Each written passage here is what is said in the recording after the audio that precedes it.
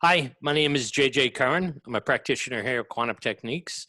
I'm joined by Jody Colegrove, who's also a practitioner. And welcome to another edition of QT Talks. Quantum Techniques is the most comprehensive form of diagnostic energy medicine in the world today. We work with people around the world almost every day to help heal chronic and acute health-related issues over the phone from the comfort of their own home.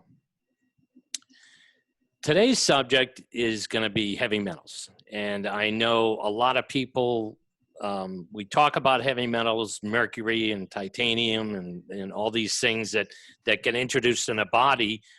Jody and I are going to discuss a little bit about that, what some of them are and how they kind of get introduced. So, Jody, you want to talk about what some of the other metals are besides mercury? Yeah. I've been a quantum techniques practitioner for many years. And so we found a lot of people have heavy metals for more than just, dental amalgams. A lot of times it can be, wedding rings bother people.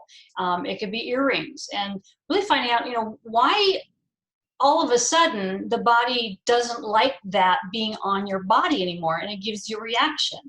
And so that's one of the things that we diagnose or find out what's going on in the body that has caused that shift. And we call it a terrain change. And then we also want to find out, why it's happening. And we want to find out what the substance is that's bothering it.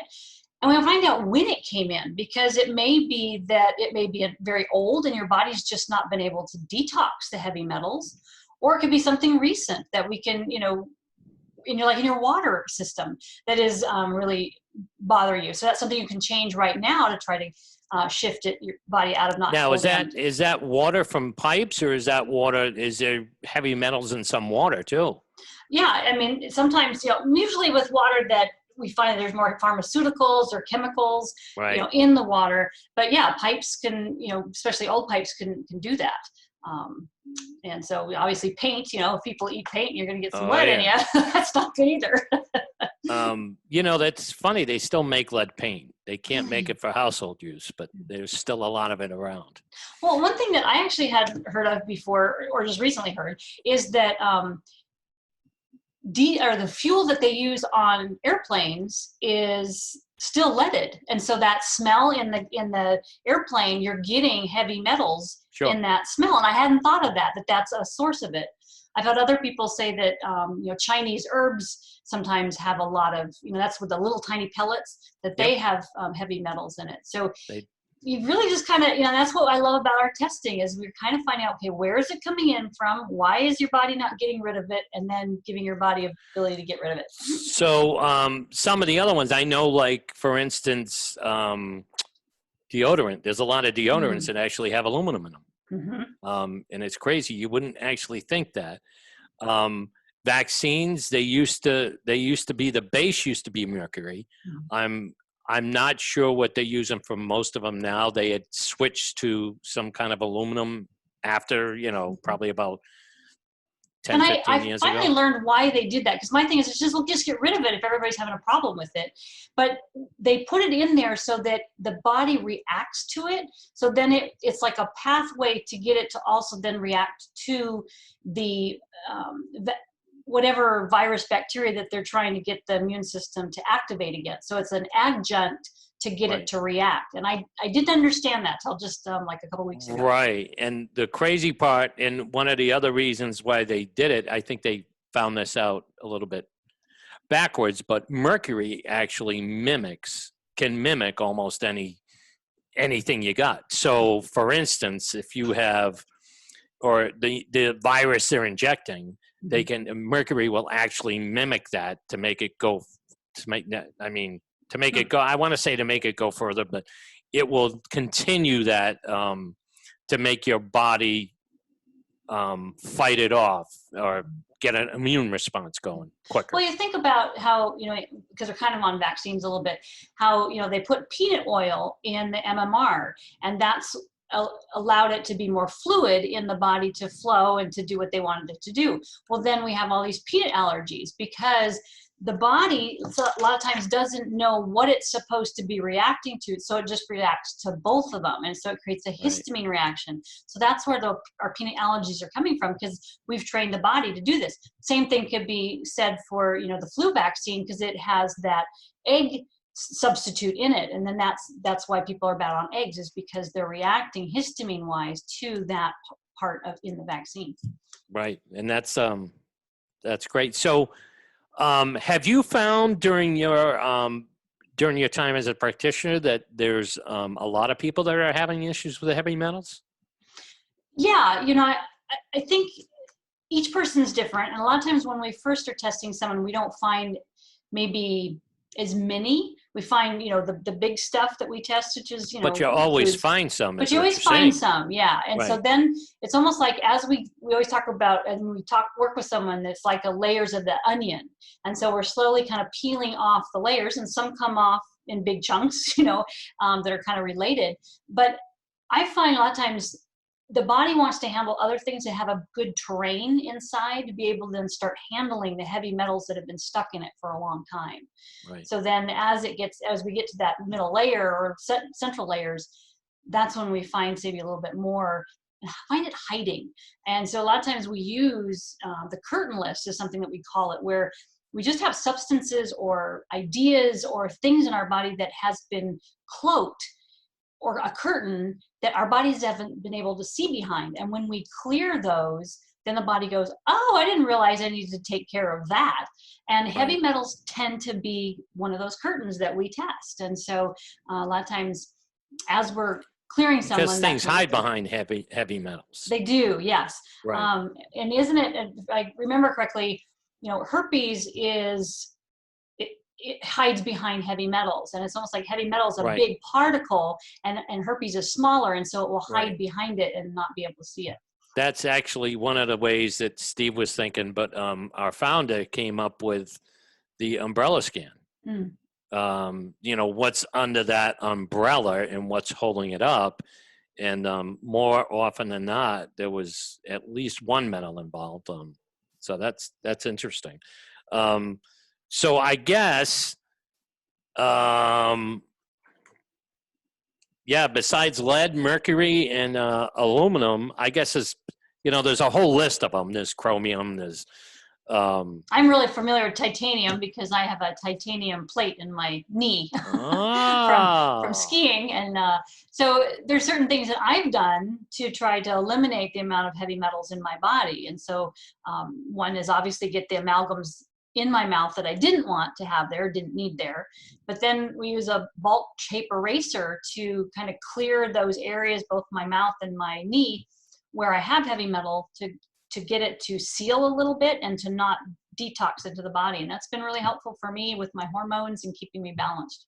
Yeah, it pulls it out. It's funny. I did that a few years ago before I had my amalgams removed. Mm-hmm. And it turns out it made me sicker because I had a cracked tooth. Oh, okay. So it was actually drawing the mercury into my body.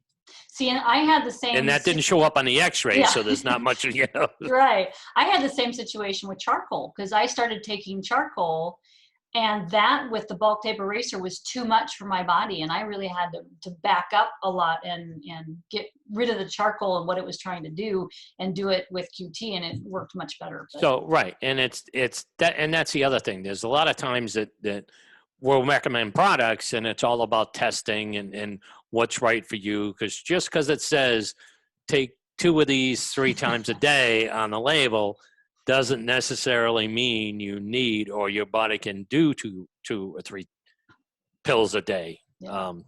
Anyway, so that's kind of what the other thing that we were kind of looking at is trying to figure out through QT what people can have and what kind of things are interfering with their healing. So, and heavy metals are always big. Yeah. And I think what you were saying also is that it can show up in so many different ways. It could be, blisters on the hands that are a heavy metal issue. It could be, I had a plantar fasciitis that was really being irritated by metals, even though I had no metal in that particular foot whatsoever, or that leg. So a lot of times it shows up in strange places, and you wouldn't think that they two are related. Like belly fat related to amalgams in the mouth. I mean, Right. Now, did you have a choice if you wanted to put titanium or ceramic or something else in your body, or was no, it just it was a tibia plateau fracture, and so they needed a really heavy substance to protect it. So now, did you work through QT with the heavy I metals did. and trying to get it? So yeah. Good answer. No, I was a QT practitioner when I broke my leg, and I honestly, and I swear to this, it really didn't ever hurt, because what I found is when the pain would come up, it was a virus or bacteria that was coming up for healing or clearing, and it would always go to my weakest spot, which was the area of the break. And so I would clear it. And so I never really had any pain. It was the body was able to heal itself. We just made sure it was a clean break, that my body was handling it. And yeah, I mean, it went together wonderfully. I actually had to do more work on my emotional idea of putting weight back on my leg after 3 months and not walking on it than I had through any of the physical stuff. Because it was just like, it was like emotional to trust your body again. It was weird. Wow. Yeah. That's interesting. But my point with that was that anytime you're going to put something in your body, especially for good, if you can at all test it and figure out, because there's some people that can't handle titanium. There's some people that can't handle, even the implants in their mouth, Yeah, that was true, because I have a titanium implant here, and it tests okay on that particular meridian. But my husband has one on a liver, and it doesn't test as good, and he should have more of a what you were talking about, porcelain. And so yeah, we should test for that and find out what's happening. And I really tried to convince him. I wasn't so convincing. He's probably not interested in going, haven't done again, right? It's pretty intense. So, but what I have learned is his body was really high on heavy metals. And so instead of, let's say, getting it redone, what we've done is worked on decreasing his heavy metal load in the rest of his body and those traumas related to it, which can be generational because his dad was in World War II. So we got a lot of that. And so that's what we've been doing, so that this titanium plant isn't as bad as it could have been. So I think that's really important, that we don't have to just do one thing, we can do another thing. So together. Right. So I think we're about wrapping up for today, but it kind of goes without saying, but here at QT, we believe what the body can see, it can heal. So all we do with our testing is usually we find the toxins and pathogens and heavy metals, and we try to show those to the body to put it in a more healing state. And when the body can see it, it can usually heal itself. Sometimes we help it along. But for more information or to get started, please visit our website at quantumtechniques.com. Thanks, and have a blessed day. Yes, blessings. All right.